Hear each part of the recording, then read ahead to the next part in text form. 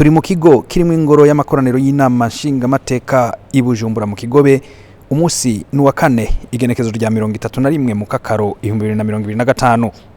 Ku isaha zibiri zirenga ko iminota 47 abo bahashinga amateka batorewe ikiringo cyo kuva mu 2025 gushika mu 2030 barinjiye mu kigo cy'uru rwego. Ubaravye urabona ko bakeye mu maso naryo barindiriye kwitorera indongozi zizobaje imbere muri iyi myaka 5.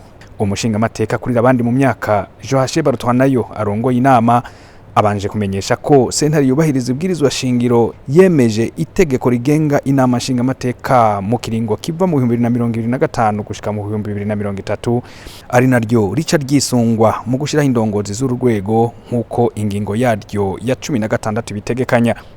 Amatora nyezina rero ageze mu kibanza cy'umukuru w'inama nshinga amateka. Umushinga amateka wese yarafise uburenganzira bwo kwitoza, ariko umushinga amateka umwe wenyene Nyeniteka Geraze Daniel Ndabirabe yamuka mu ntara ya Butanyerera niwe yatanze izina ryiwe yitoreza ikibanza cyo kurongora uru rwego.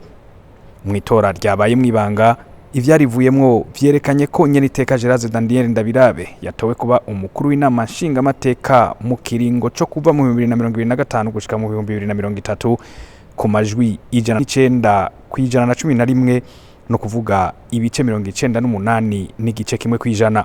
Nyakubahwa mushinga amateka Geraze Daniel Ndabirabe aronse amajwi 109 kujana 11, kuvuga ibice 98 n'igice kimwe kwijana.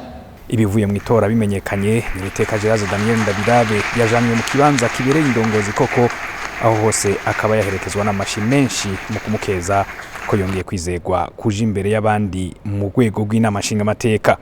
Mu kibanza c'icegera ca mbere c'umukuru w'inama nshinga amateka naho nyene bose bari bugururiwe imiryango mu kwitoza, ariko umushinga amateka Fabrice Nkurunziza avuka mu ntara ya Burunga akaba ari we yatanze izina ryiwe wenyene yitoreza ico kibanza. Ivyavuye muri iryo tora ryabaye mwibanga vyerekanye ko umushinga amateka Fabrice Nkurunziza atorewe amabanga yo kubicegera ca mbere c'umukuru w'inama nshinga amateka ku majwi 110 kwijana na 11, no kuvuga ko yatowe ku bice 99 n'agace kamwe kwijana. Bimaze kumenyekana nawe yaciye ashikanwa mu kibanza c'imbere iburyo bwa Nyeniteka yarahejeje gutorwa. Mu kibanza c'icegera ca kabiri c'umukuru w'inama nshinga amateka, umushinga amateka umwe Busesia Nkezimana niwe yatanze izina yitoreza ico kibanza, akaba akomoka mu ntara ya Buhumuza. Mu itora ryabaye mwibanga nyene yatowe ku bice 100 kwijana kuba icegera ca kabiri c'umukuru w'inama nshinga amateka muri iki kiringo, niko kwegerezwa nawe mu kibanza c'imbere nk'umwe mu ndongozi zizewe n'abandi bashinga amateka. Nyeniteka Geraze Daniel Ndabirabe yaciye ashikirizwa ikimenyetso gikuru c'uburongozi n'itegeko rigenga inama nshinga amateka muri iki kiringo cyo mu 2025 gishira 2030. Mu nyuma ivyegera vyiwe navyo uko ari bibiri bahambya ivyicaro vyabagenewe.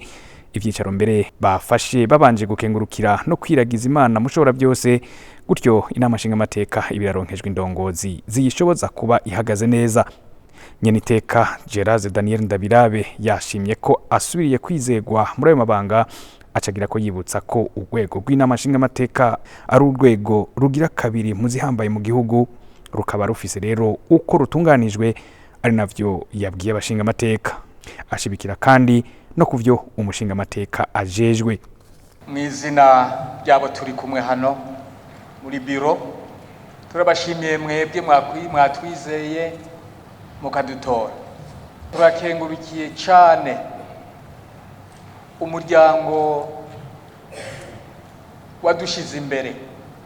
Ubwo mwatwizeye muraheza mudutiza amatwi, mudutize n'ubwenge kugira ngo tuze tubandanye ibikorwa tujejwe, tuze tubitunganye neza ku neza yanyu, ku neza y'abarundi bose, ku neza y'igihugu cyose.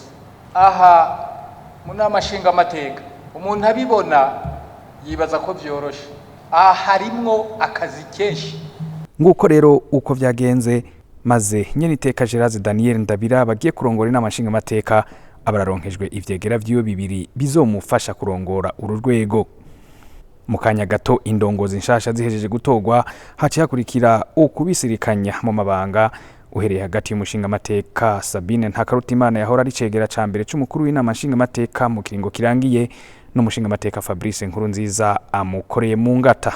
Habaye kandi ukubisirikanya hagati y'umushinga amateka Abere Gashatsi yahora ari cegera ca kabiri c'umukuru w'inama nshinga amateka mu kiringo giheze yashikirije intebe umushinga amateka Busesia Nkezimana amusubiriye muri ayo mabanga.